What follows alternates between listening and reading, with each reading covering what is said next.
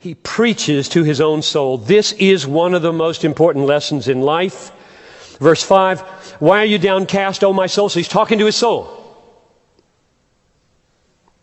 Why are you downcast, O my soul? Why are you in turmoil within me? Hope in God, for I shall again praise him, my salvation and my God. That's a crucial lesson to learn. Let me read you a paragraph from Martin Lloyd-Jones' book. It is so powerful. Just when I read this paragraph years ago, I thought, gotta do that, gotta do more of that. Here's what he wrote.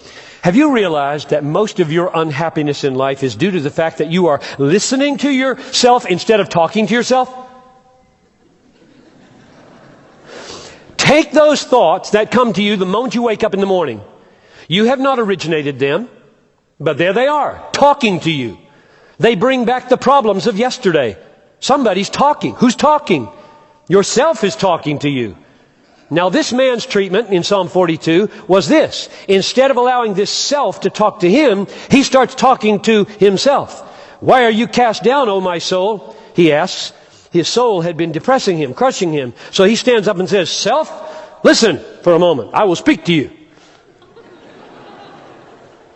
Do you do that? I find that given the way I'm wired, much of my self-talk is very defeatist. I tell myself all kinds of bad news.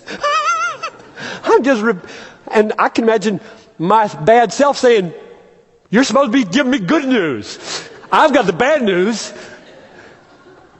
And I team up with my old self and say some more bad news. He's got bad news, I got bad news, and no wonder we get discouraged. And so here we are on this side of the cross.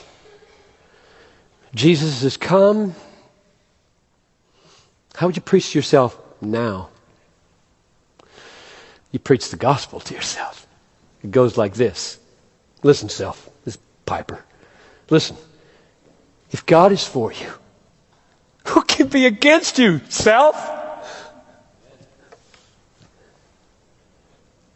He who did not spare his own son, but gave him up for you, self, will he not with him freely give us all things?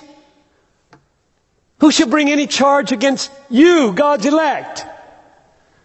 It is God who justifies, self. No, it's Jesus who died, yes, who was raised, who's at the right hand of God, who intercedes for you, self. What can separate you, self, from the love of God? If there's ever a reason for memorizing Psalm 8, it's to turn it into self-preaching. To preach to yourself, because those words are dynamite for deliverance from 100 circumstances.